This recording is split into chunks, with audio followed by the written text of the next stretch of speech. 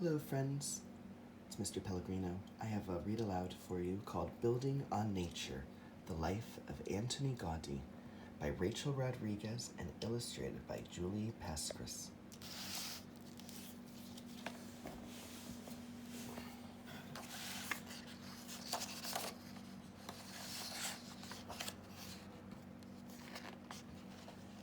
In a small village in Spain lives a boy named Antoni Gaudi.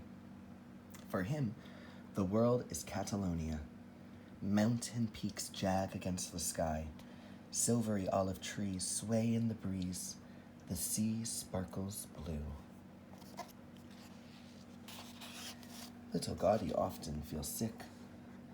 He can't always run and play with his sister and brother. But Gaudi has time to notice. With wild eyes, he observes the world. All around him is light, form, and the great book of nature.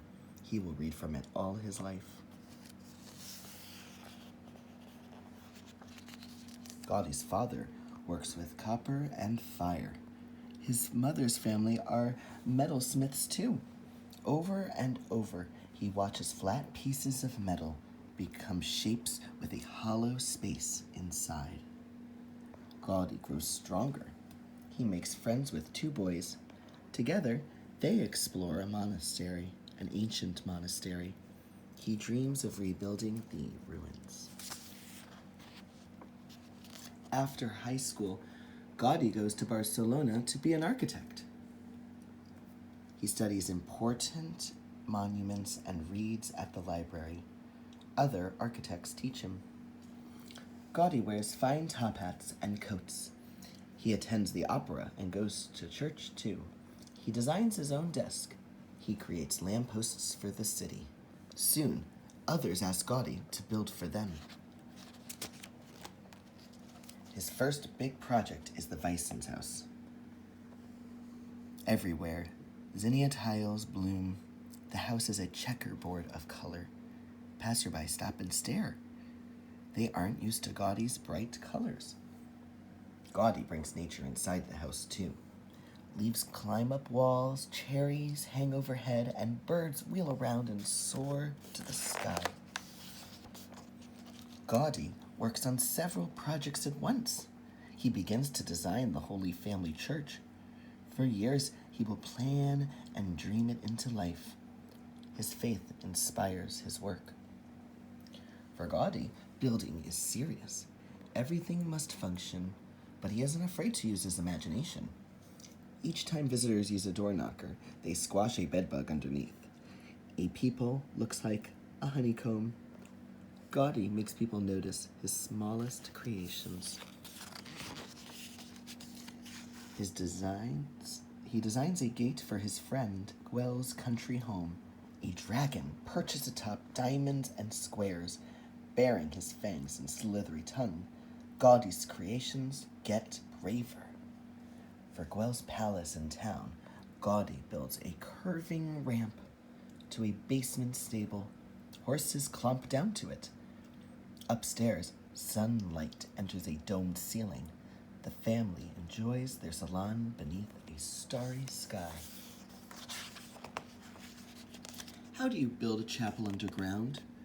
Gaudi studies this giant problem for 10 years. He creates an upside-down model that resembles a colony of bats. Gaudi learns how the arches and columns will work. He turns it right side up and begins to build the Colonia crypt. At Casa Batllo, a fireplace hides under a mushroom cap. Hallways look like underwater caverns. The house sparkles like the sea. The roof arches in a dragon's spine. Pillars are giant animal feet. Balconies are bones. And round walls are smoother serpent skin. A sword of a tower slays the beast.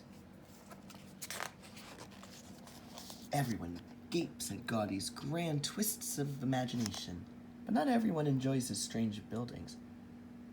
Gaudi pays no attention to the talk. He listens to himself. Casa Mila Waves and swells, rounded rooms cluster into a giant beehive. Gaudi is turning nature into art. He decorates the chimneys on the roof, a moving wonderland. The rooftop courtyard looks like a ship. Visitors feel rolling ocean waves beneath their feet. Casa Mila causes an uproar. A few people even hate it. What is this, they ask. A mountain, some guess, or a hornet's nest. Maybe it's a sand castle or a giant cake. Some say Gaudi's building is laughing at the others on its street. Casa Mila fascinates everyone.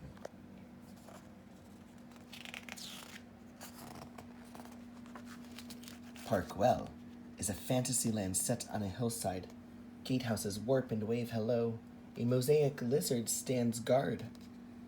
A long bench snakes around a playground. Gaudi's workers smash old tiles, glass, and plates to bits. They decorate the endless curving bench. Gaudi praises his talented craftsmen. Visitors pour in to celebrate Gaudi's vision of Catalonia. Gaudi grows older, and he still works on his Holy Family Church. He uses the lessons from all his other buildings and dedicates his final years to it. Tile and Venetian glass encrust soaring towers. Inside, light filters through a stone forest. Gaudi's church shimmers like a dream over Barcelona.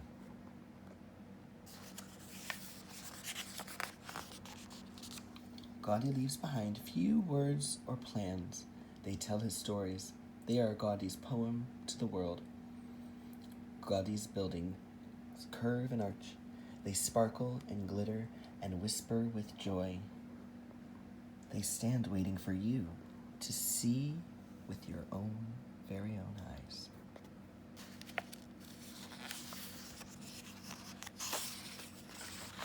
The end. Thanks for listening, friends.